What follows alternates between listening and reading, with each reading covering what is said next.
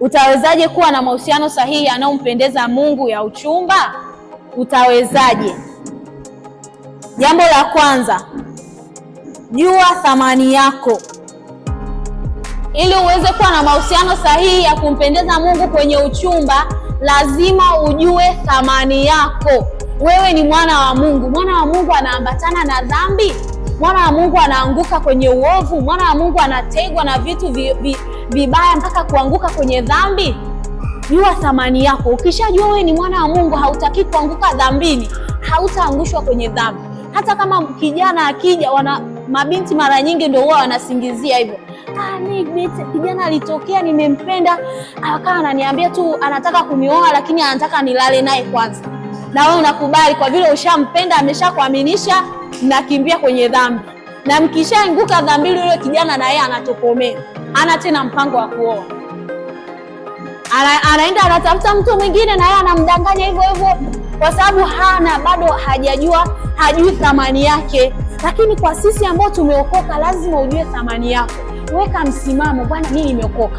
Unataka kunioa? Hayo mambo tutayakuta huko mbele. Kwa sasa hivi hapana. Bwana Yesu asifiwe. Kwa hiyo itakusaidia, hautaanguka kwenye dhambi ukijua thamani yako. Bwana Yesu asifiwe. Lakini pia jambo jingine katika kujua thamani yako, jua aina ya mtu unayemhitaji. Jua aina ya mtu unayemhitaji. Wewe ni mtumishi wa Mungu, unahitaji mtu wa namna gani? Unahitaji tu mwanaume wa kukuoa hata kama ni mpagani? Mimi nitaolewa tu, sinataka kuolewa. Au wewe ni kijana unataka kuoa hata kama mtu hajaokoka? Mimi si nimeokoka, tutaishi. Hapana. Jua aina ya mtu ambaye unamhitaji. Wewe umeokoka, jua nataka mtu ambaye ameokoka, ambaye nitakuwa na uhuru wa kuabudu. Kwa sababu ukioa mpagani, usidhanie wewe utaenda kanisani. Hata kama wewe ni mwanaume, watakuvuruga mpaka utakosa amani ya kwenda ibadani. Hata kama wewe ni mwanamke, amekupenda vipi, anakuambia mimi nitakuruhusu tu uende. Ngoja uingie kwenye ndoa, huendi kanisani, huendi. Kwa hiyo lazima ujue aina ya mtu unayemhitaji. Nahitaji mtu ambaye ameokoka. Kama wewe ni mtumishi, unasema nahitaji mtu ambaye nitakuwa huru kumtumikia Mungu. Andika kabisa, mwambie Mungu, nataka mtu wa hivi. Alafu simama na vile vitu unavyovitaka. Watu wengi wanakosea kwenye vigezo. Yaani anaweka vile vigezo vya nje. Kwamba mimi nataka mrefu, nataka mwenye six pack. Nataka mwanamke mwenye shepu, nataka mweupe, nataka wa vipi? My dear, utampata huyo mwanamke mwenye shepu, mweupe, mzuri, lakini matokeo yake, kama Mungu hajakusudia uwe naye, jiandae kwa machozi. Kuna mabinti wanasema nataka mwanamke mwenye pesa. Utampata mwenye pesa, lakini kama sio mapenzi ya Mungu, jiandae kwa machozi.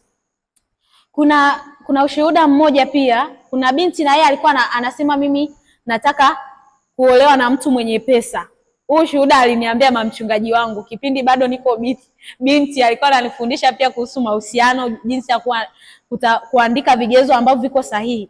Akaniambia kuna binti walikuwa rika naye mmoja. Huyo binti alikuwa anasema mimi nilivyo mrembo hivi, nataka mwanamke mwenye mali, mwanamke anayejiweza. Bwana akatokea mwanaume mwenye mali, mwanaume anayejiweza, ana gari yake safi hapo, anafanya kazi kwenye kampuni, wana pesa. Wamefunga ndoa wiki moja, walikuwa wako tu vizuri, wanakaa kwa amani. Wiki ya pili yule mwanaume akabadilika, anarudi kazini saa 4 usiku. Akirudi hasemi basi nimechelewa, ngoja niingie ndani kalale. Anaingia ndani, anaweka begi yake ya hivyo vitu vya kazini ambavyo anabebea vitu vya kazini, anarudi kwenye gari, anawasha AC kwenye gari, analala kwenye gari. Kasema yule binti alipambana kweli, akajaribu kuita watu wamshauri yule mwanaume wapi. Yule mwanaume anaulizwa, wewe una shida gani? Hasemi tatizo ni nini. Mwisho wa siku yule binti alikufa na nini? Na pressure. Alikufa na pressure, hawakupata hata mtoto, hawakuwa na maisha marefu kwenye ndoa. Yule binti akafanya nini? Akafa. Kwa hiyo ilinipa kujua kwamba kwenye mahusiano sio pesa. Pesa ni ya muhimu lakini sio top. Ni ya muhimu, sio kwamba uolewe na maskini, uolewe na mtu mwenye pesa lakini aliyemkusudia Mungu. Bwana Yesu asifiwe. Kwa hiyo tuwe makini hapo kwenye vigezo. Lakini jambo jingine jinsi ya kuwa na mahusiano, kabla hatujaenda jambo la pili, naomba nitoe mfano vigezo ambavyo unaweza kuweka vitakusaidia vizuri, ambavyo vinampendeza Mungu. Huo ni mfano tu, kama wewe utaongeza mwenyewe. Mfano, unahitaji mtu mwenye hofu ya Mungu, mwenye upendo wa dhati,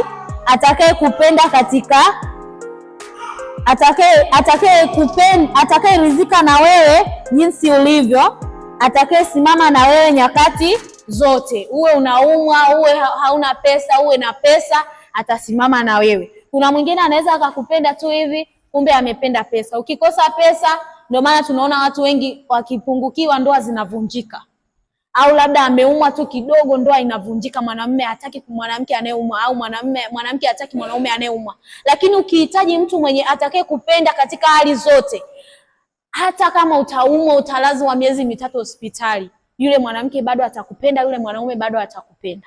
Bwana Yesu asifiwe. Lakini jambo jingine la pili, usiwe na mahusiano na kila mtu anayetokea mbele yako hata kama umempenda.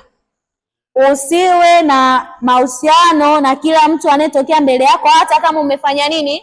Umempenda. Umemwona tu binti mzuri, umemwona tu kijana yuko smart, haujamuomba Mungu, sawa, tuoane. Mmeanza mahusiano siku 2-3 anakuumiza. Lakini kumbe haukuomba.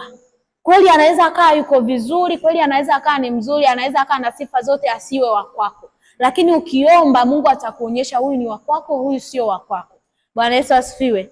Amen. Somo langu limeishia hapo. Amen. Utasoma kwa muda wako Mithali 24 mstari wa 18. Amen.